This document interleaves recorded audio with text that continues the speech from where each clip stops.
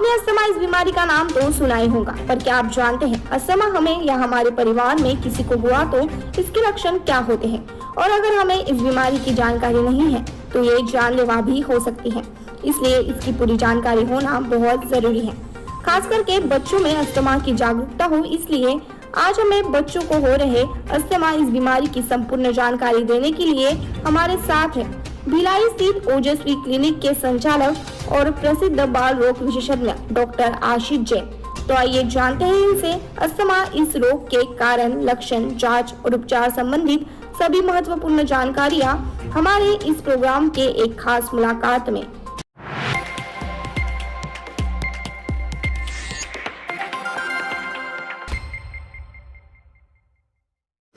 Hello, myself Dr. Ashish Jain.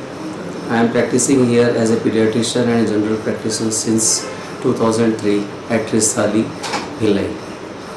And I am also a director and consultant at Sparsh Hospital, Bhilai, Supe.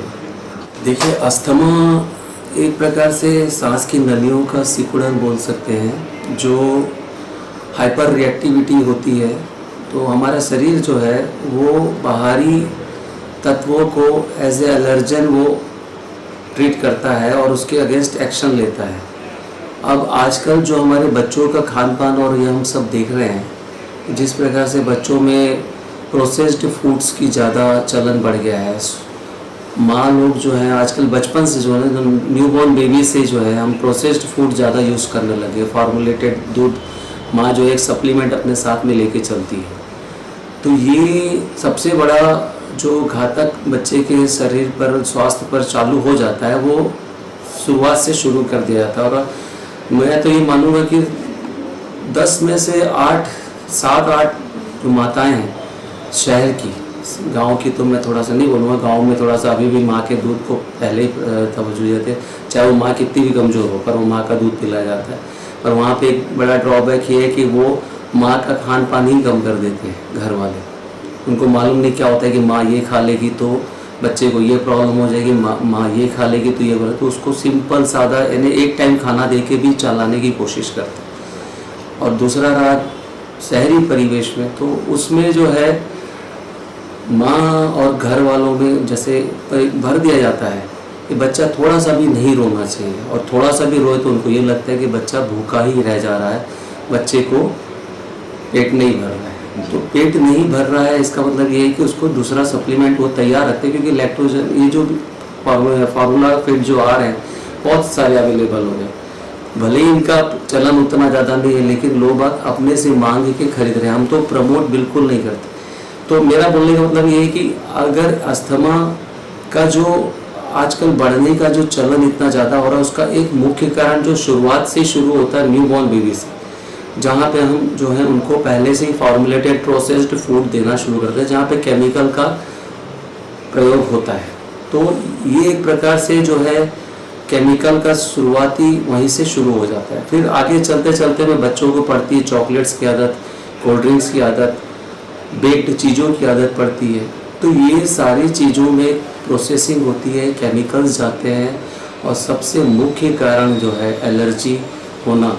तो body react करती है इन सब चीज़ों को, सहन नहीं कर पाती है, और ज़्यादातर बच्चे एलर्जिक ब्रोंकाइटिस के शिकार होते हैं, जिसको हम अस्थमा का रूप में धीरे धीरे आगे बढ़कर वो उस रूप में ले लेता है।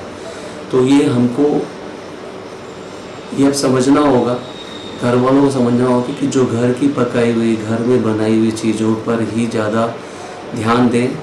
माताओं से मेरा निवेदन रहेगा कि वो ज़्यादा से ज़्यादा अपने बच्चे के लिए अपने खुद के हाथ के द्वारा बनाए हुए खान व्यंजन को आगे बढ़ाएं और उन पर ही फोकस करें, ना कि जो है वो पैकेट वाली चीज़ें और जल्दी से तुरंत तैयार होने वाली चीज़ों पर वो ज़्यादा के ध्यान केंद्रित ना करें।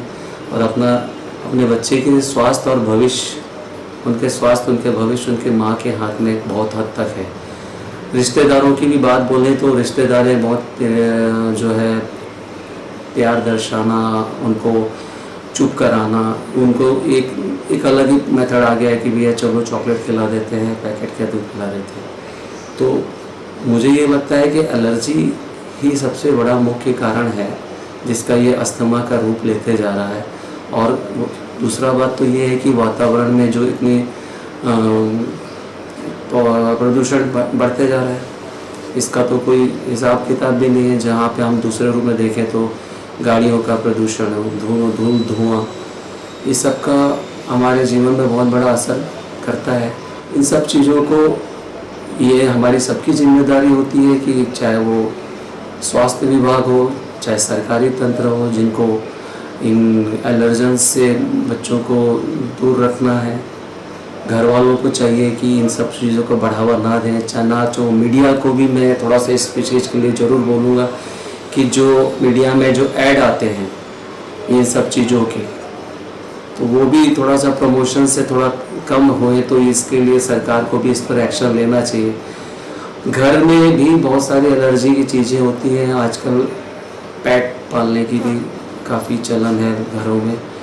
दूसरा ये है कि ऑल आउट अगर है, जो स्प्रे अगर यूज़ करने का चलन है, तो ये सब चीज़ें जो है हमारे यहाँ बढ़ते जा रहा है। ऑल आउट है जो मच्छरों को भगाने के लिए, हम मच्छरदानी यूज़ ना करके हम ऑल आउट लगा देते हैं, घंटों चलता रहता है, हम लगा के छोड़ देते हैं, हम कोई ध्यान नहीं देते हैं। अगरबत्तियाँ लगाते हैं, जिनको सेंसिटिव होते हैं उनको जल्दी से प्रॉब्लम होती है। तो ये है, स्प्रे करने वाला कोई स्प्रे कर रहा है लेकिन बाजू में बैठा बच्चा, सिगरेट फूकने वाला कोई सिगरेट फूक रहा है लेकिन बाजू में बैठा बच्चा, वो भी पैसिव स्मोकर हो जाता है और उसको भी फिर ये सांस की तकलीफ़ें शुरू होती हैं। तो इन सब चीज़ों को बहुत नज़रअंदाज किया जा रहा है, जिनको हमको बहुत ध्यान देने की ज़रूरत है। जी सर, अगर मैं बात करूँ आपके बारे में, तो आप गत 2003 से यहाँ पे अपनी सर्विस प्रोवाइड कर रहे हैं। किस तरह का अनुभव आपको इन इतने सालों में आया है, क्या कहेंगे?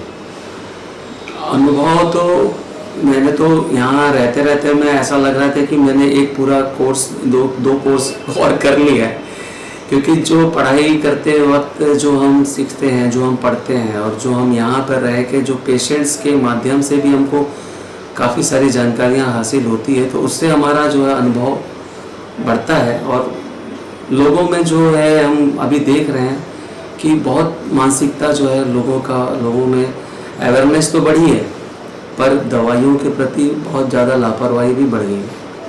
तो दवाइयों में वो इतना बेहिसाब बेतरतीब से जो है मेडिकल से बिना सोचे समझे मेडिसिन खरीदते हैं। इवन एंटीबायोटिक्स, हायर एंटीबायोटिक्स खरीद के और अपने बच्चों को ऐसे ही खिलाते हैं जैसे कोई चना बुरा खिला रहे हैं।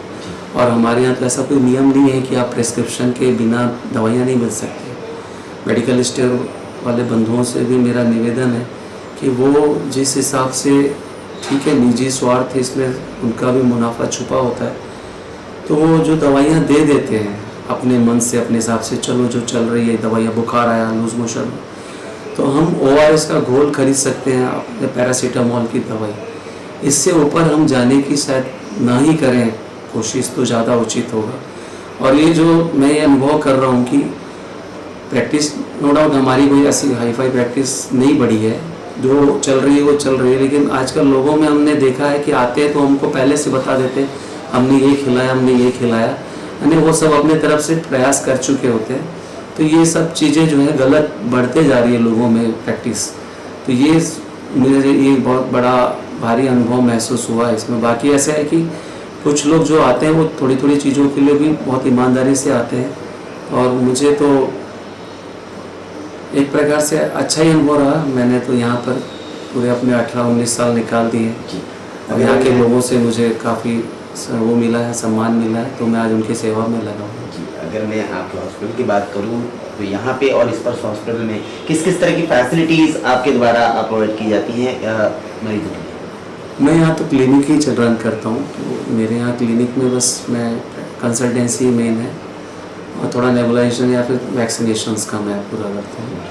बाकी के लिए मैं अपने स्पर्श हॉस्पिटल में ही रेफ़र कर देता हूँ, कोई एडमिशन रहता है, क्योंकि वहाँ पर हमने हर प्रकार की सुविधा रखी है।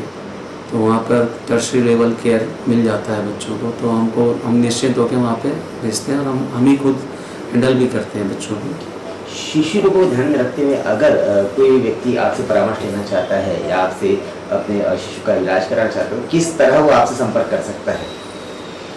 मैं अपना नंबर अपने हर प्रेस्क्रिप्शन में मैं लिख देता हूँ, और मैं अपने पेशेंट्स को हमेशा यही बोलता हूँ कि उनको जब भी मुझ लगे तो वो मेरे को कॉल कर लें, चाहे वो रात के 2 बजे भी हो, क्योंकि मेरा रेसिडेंस ऊपर ही है तो मैं आके देखता भी हूँ। बस ये कि मेरी नींद खुल जाना चाहिए, मैं बात बोलता हूँ। कई बार होता है नींद नहीं खुलती है, और नींद जब भी खुली है मैं ज़रूर रात के 4 बजे भी होता है, 2 बजे भी होता है, मैं उतर के उनको देता हूँ। और चूँकि मेडिकल स्टोर हमारे फादर ही रन करते हैं तो मैं मेडिकल की सुविधा भी उनको तुरंत दे देता हूँ।